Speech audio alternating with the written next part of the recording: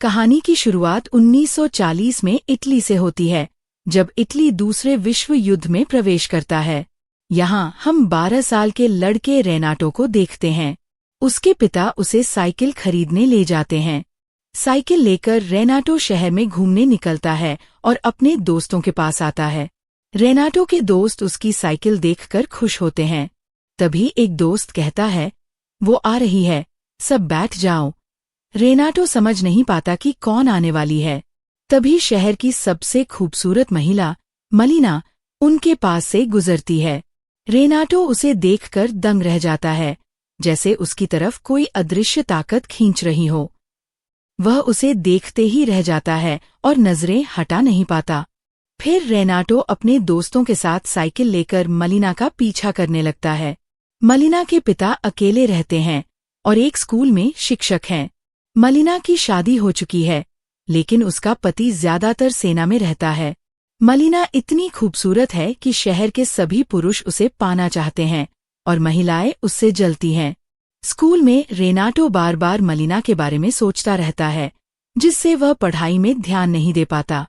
School खत्म होने के बाद वह साइकिल लेकर मलिना के घर जाता है और सड़क के दूसरी तरफ बैठकर उसके बाहर आने का इंतजार करता है। मलिना आकर रेनाटो को अपने पास बुलाती है और उसे कुछ पैसे देकर सिगरेट लेने को कहती है।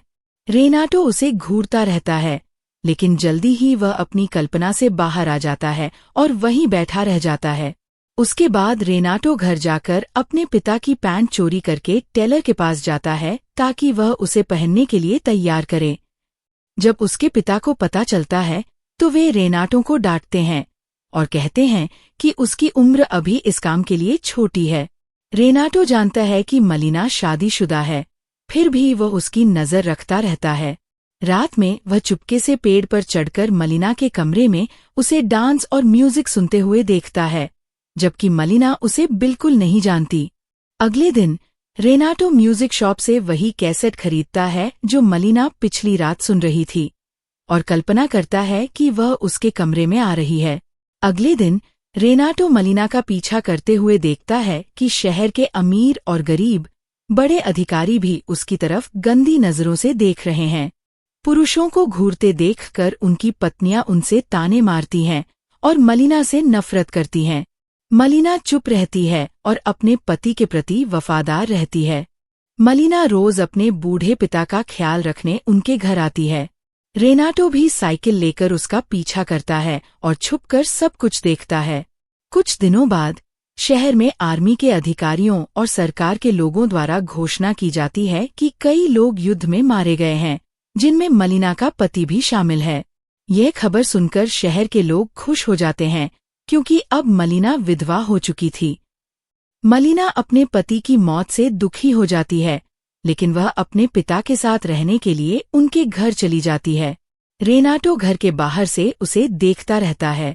कुछ दिन बाद मलिना अपना कपड़ा सुखा रही होती है। तब रेनाटो चुपके से उसे चुराकर अपने पास रख लेता है और रात में उसके बारे में सोचते हुए खो जाता है। अगले दिन जब उसके पिता वह कपड़ा देखते हैं तो रेनाटो को बहुत डांटते हैं और उसकी माँ भी उसे मारती है। इसके बाद 3 दिनों तक रेनाटो कमरे में बंद रहता है। खाना पीना भी छोड़ देता है, जिससे उसकी तबीयत खराब हो जाती है।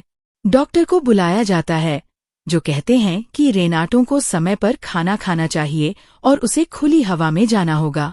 इसके बाद रेनाटो साइकिल लेकर बाहर निकलता है और देखता है कि शहर की महिलाएं मलिना के खिलाफ अफवाहें फैला रही हैं, ये कहकर कि वह पराये पुरुषों के साथ संबंध रखती है। लेकिन रेनाटो जानता है कि ये सब झूठ है। अगले दिन मलिना के पिता स्कूल में पढ़ा रहे होते हैं, तभी उन्हें एक नोट मिलता है जिसमें लिखा होता है कि उनकी बेटी अच्छी औरत नहीं है और कई पुरुषों के साथ उसका रिश्ता है। यह पढ़कर मलिना के पिता गुस्से में उसे घर से निकाल देते हैं। मलिना अब अपने घर में रहने लगी। एक रात रेनाटो पेड़ पर चढ़कर खिड़की से उसे देखने आता है और देखता है कि मलिना शहर के एक ऑफिसर के साथ समय बिता रही है। यह देखकर वह बहुत दुखी हो जाता है। उसी समय एक डेंटिस्ट उस ऑफिसर पर हमला कर देता है, क्योंकि वह मलिना को पसंद करता था। उसकी पत्नी पुलिस लेकर आती है और दावा करती है कि उसके पति का मलिना के साथ अफेयर है। ये खबर पूरे शहर में फैल जाती है। मलिना परेशान हो जाती है और शहर के एक बड़े वकील के पास जाती है, जो उसके केस लड़ता है। कोर्ट में वकील साबित करता है कि मलिना और डेंटिस्ट का कोई संबंध नहीं था। केस जीतने के बाद मलिना वकील को फीस देती है, लेकिन वकील उसका फायदा उठाता है। रेनाटो यह सब छुपकर देखता है। एक दिन रेनाटो मलिना को 2 जर्मन अधिकारियों के साथ देखता है। यह देखकर वह बेहोश होकर गिर जाता है। उसकी माँ और शहर की महिलाएं सोचती हैं कि उस पर भूत सवार है, इसलिए उसे मुक्त करने के लिए चर्च के पुजारी के पास ले जाती हैं। इधर शहर की महिलाएं मलिना से परेशान हो चुकी हैं, क्योंकि उनके पतियों के संग उनके रिश्ते खराब हो रहे हैं। वे एक दिन होटल में घुसकर मलिना को पीटती हैं, उसके कपड़े फाड़ देती हैं और उसके बाल काट देती हैं। यह देखकर मलिना शहर छोड़कर चली जाती है। रेनाटो दूर से सब देखता रहता है। कुछ दिनों बाद मलिना का पति, जो जिंदा है, शहर में आता है। उसने युद्ध में एक हाथ खो दिया था। उसे देखकर सभी लोग शॉक्ड हो जाते हैं।